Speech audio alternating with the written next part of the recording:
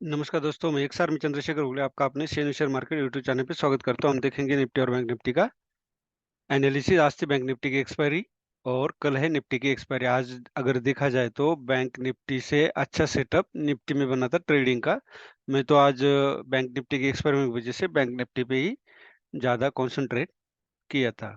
आज अगर देखा जाए सेंसेक्स और निफ्टी ने नेग्लिजिबल पॉजिटिव क्लोजिंग दी, फिर निफ्टी और बैंक निफ्टी ने नेग्लिजिबल नेगेटिव क्लोजिंग दी है। सबसे ज्यादा सेक्टर गिरा है आईटी, वो है 1.27, और प्राइवेट बैंक। पॉजिटिव सेक्टर है वो है इंफ्रा, ऑटो और फार्मा सेक्टर। इन्होंने 1% ज्यादा पॉजिटिव क्लोजिंग दी है। स्मॉल कैप ने अप टू 80% और मिड कैप ने अप टू 1% पॉजिटिव क्लोजिंग दी है। अब यहाँ पे निफ्टी में अगर आप देखोगे तो एक डोजी कैंडल बनी है। डोजी कैंडल का मतलब होता है open is equal to close. यहाँ से ओपन हुई, नीचे आई और सिर्फ फिर क्लोज होने के लिए वहीं पे गई। ये है डोजी कैंडल। लेकिन ये कैंडल क्या दर्शाती है हमें, इस कैंडल का मीनिंग है जो मैं आपको, अगर मेरे वीडियो रेगुलर देखोगे तो आपको पता चलेगा। कैंडल और चार्ट के बारे में आप सीख जाओगे तो आपको इन्वेस्टमेंट के लिए भी काम आएगा, जो कि आपको किसी की मदद नहीं लेनी पड़ेगी। सिर्फ आपको टाइम फ्रेम चेंज करना है। जो हम ट्रेडिंग 5 मिनट में करते हैं और 1 आवर में सपोर्ट एंड रेजिस्टेंस निकालते हैं इंट्राडे में, तो आपको इसको वीकली और इंट्राडे डेली कैंडल में इन्वेस्टमेंट के लिए या स्विंग ट्रेड के लिए यूज करना है टाइम फ्रेम को। बाकी पैटर्न सेम रहता है। तो अभी यहाँ पे ये डोजी कैंडल ये दर्शा रही कि सेलर्स ने मार्केट को नीचे लाया, लेकिन बायर्स मार्केट को दोबारा ऊपर ले गए। और मैं हमेशा यही बोल रहा हूँ कि 2230 के आसपास या तो 20500 के आसपास आना चाहिए। लेकिन अभी इस कैंडल को देख के लगता नहीं कि मार्केट नीचे आएगा।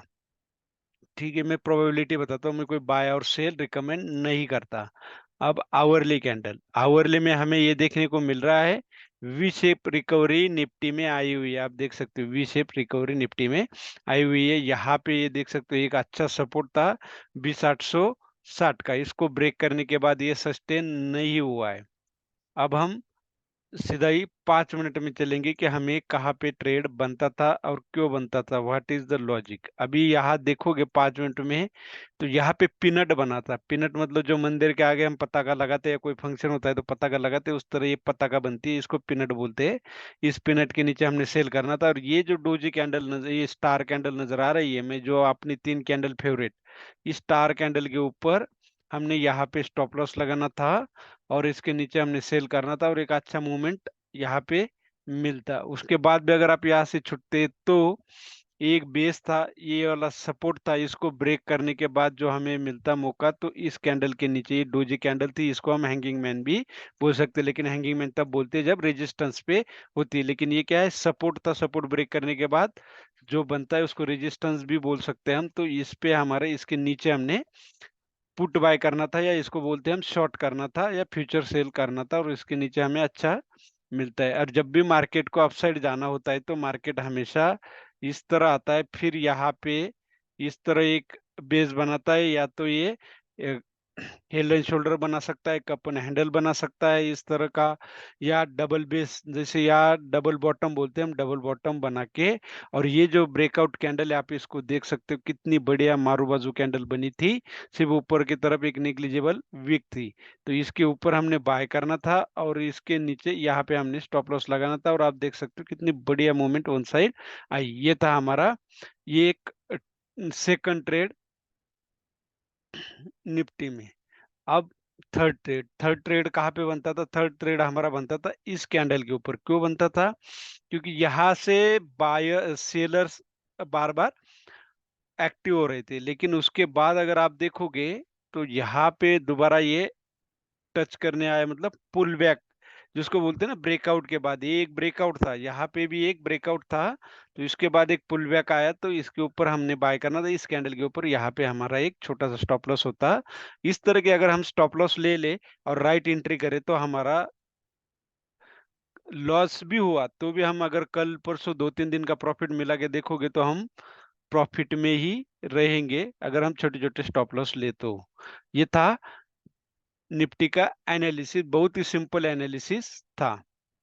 अब हमें 20,950 के ऊपर कल बाय करना है और सेल करना पड़े तो 20,850 के नीचे या 850। क्यों बताया मैंने? क्योंकि यहाँ से बार बार सेलर एक्टिव हुए थे, तो यहाँ से भी सेलर एक्टिव होने के चांसेस है और दोबारा हो सकता है। तो यहाँ अगर आता है और इसी तरह कोई पैटर्न बनता है, डब्ल्यू पैटर्न छोटा सा, तो हैमर डोजे कैंडल बनती है, तो हम यहाँ पे दोबारा बाय साइड भी बैठ सकते हैं। ये था हमारा निफ्टी का एनालिसिस। अब बैंक निफ्टी में अगर आप देखोगे तो इसको बोल सकते हैं हम हैमर कैंडल। क्लोजिंग भी बहुत इंपॉर्टेंट होती है। अगर आप देखोगे तो इस क्लोजिंग के, ये देख सकते हो, ये जो कैंडल क्लोजिंग है इसका ही, इसके आसपास ही ओपन किया था आज बैंक निफ्टी ने और one side movement down side दिए। अब यहाँ भी मीनिंग सेम है। सेलर्स ने मार्केट को नीचे लाया लेकिन बायर्स दोबारा अपसाइड लेके आए।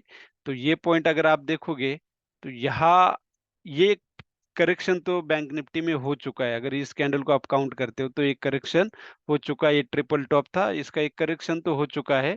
इस कैंडल के हाई तक आप देख सकते हो आसपास आया ही है। अब अब आवरली में हमें ये देखना है। ये देखो आवरली में भी हमें क्या देखने को मिला, जहां से बायर्स एक्टिव हुए वहीं पे मार्केट ने देखो पॉज लिया है और अपसाइड एक मूवमेंट दी है छोटी सी, लेकिन जैसा चाहिए था आज उस तरह बैंक निफ्टी में मूवमेंट नहीं मिला। ऑप्शन में चाहिए मूवमेंट और यहाँ पे देख सकते हो, यहाँ तो कोई ट्रेड बन नहीं रहा था क्योंकि इतनी बड़ी बुलिश कैंडल वन साइड देने के बाद आप डाउन साइड ट्रेड करने में वेट ही करना पड़ता है। ये कोई चैनल बन जाए अप साइड या वेज बन जाए तब आपको ट्रेड करने में, नीचे साइड शॉर्ट करने में मजा आएगा।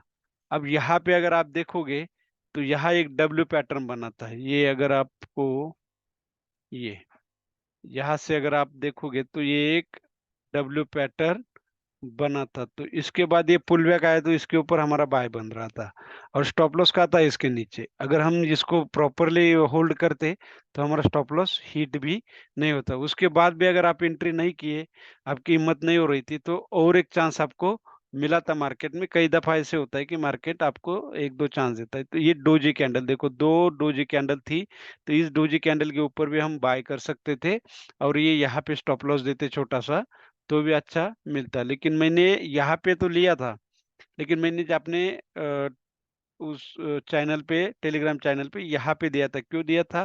क्योंकि यहाँ से सेलर्स एक्टिव हुए थे, यहाँ से सेलर एक्टिव हुए, आप देख सकते हो यहाँ से सेलर एक्टिव हुए, यहाँ से एक्टिव हुए, तो ये पुल बैक आया, हैमर कैंडल बनी थी। इन्वर्टेड डोजी भी बोल सकते हैं इसको, डोजी कैंडल बनती थी, इसके ऊपर मैंने बाय दिया था। एक मूवमेंट तो मिली लेकिन वो सस्टेन नहीं हो पाई।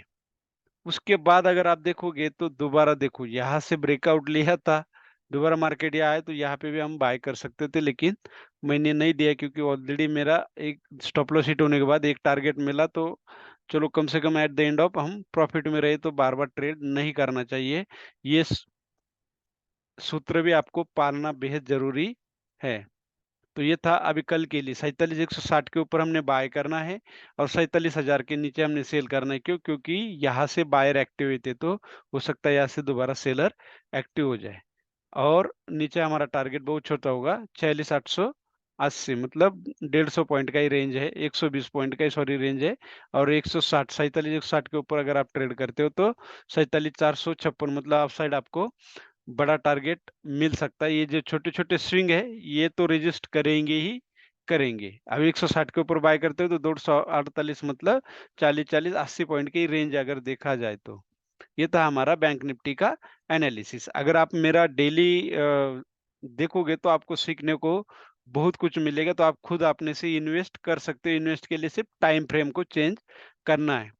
ये था हमारा बैंक निफ्टी और निफ्टी का एनालिसिस। कल और gap up gap down open होता है तो 30 मिनट की रेंज करेंगे और फॉलो करेंगे और फिर नई फ्रेश पोजीशन हम मार्केट में दे देंगे। ये था हमारा निफ्टी बैंक निफ्टी का एनालिसिस। कल है निफ्टी का वीकली एनालिसिस। वीडियो अच्छा लगे तो लाइक कीजिए, शेयर कीजिए और सब्सक्राइब कीजिए।